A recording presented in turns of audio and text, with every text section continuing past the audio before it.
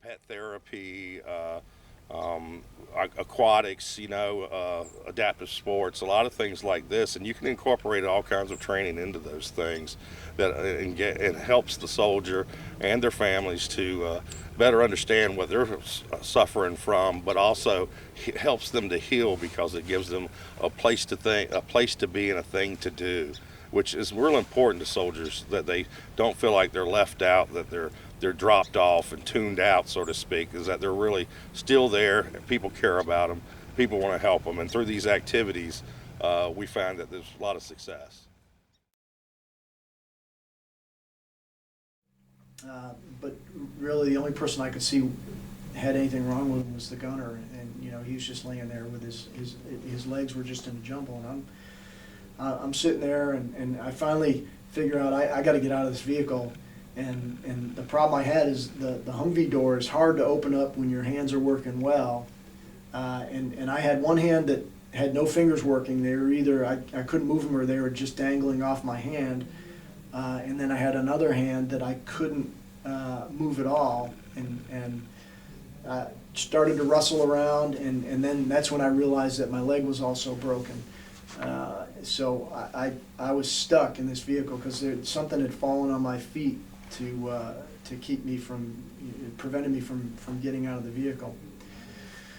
So I'm sitting there just kind of staring at my hands, and the thoughts that occurred to me were, am I going to get back to see my family? Am I going to get back to see my wife and my kids again? First year, I spent a lot of time at the Brooke Army Medical Center down in San Antonio, doing nothing but going to a hotel, going to doctor's appointments, and coming back.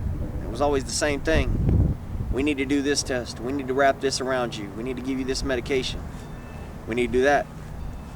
And finally, the physical therapy started. When the physical therapy started, it was a whole different animal. I had no pain in my life, but nothing like this. They had taken me and bent me, stretched me, moved me, and that was just the morning portion when they started to tell me about what I was going to do for the afternoon.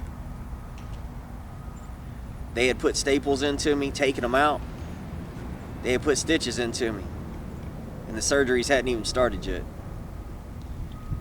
So come physical therapy, they told me, okay, you have a choice. You can get up and do this, or you can, sit there and lay down.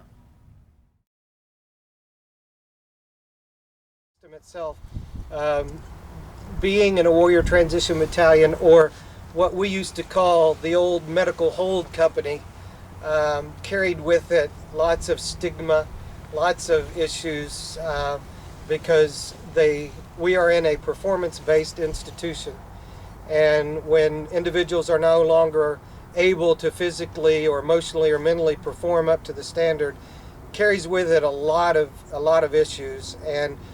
And what you see on TV a lot of times are what I like to say, the glory stories.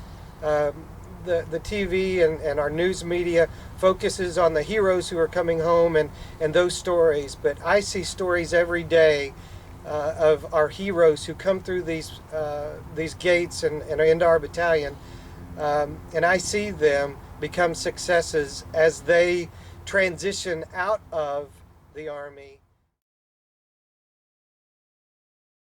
At first, you feel degraded, but once you get in that feeling and you see what's going on and all the stuff that's there for you and to help you to recover, and the people that care, and it just shows how much people actually have a heart to help other soldiers out. And by far, this unit is probably the best unit I've been in so far. And it's still a unit in the Army. And people need to know that. It's a unit to help other soldiers to get past problems that they need to exceed with, so they can move on either to transition out of the Army or to transition back into regular Army. Which, I want to go back.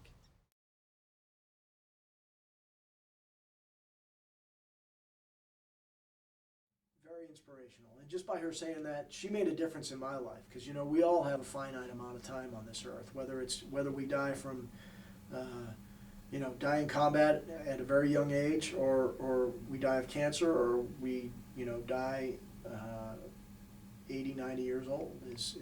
We only have so much time, and it's really make the most of it and make a difference in somebody's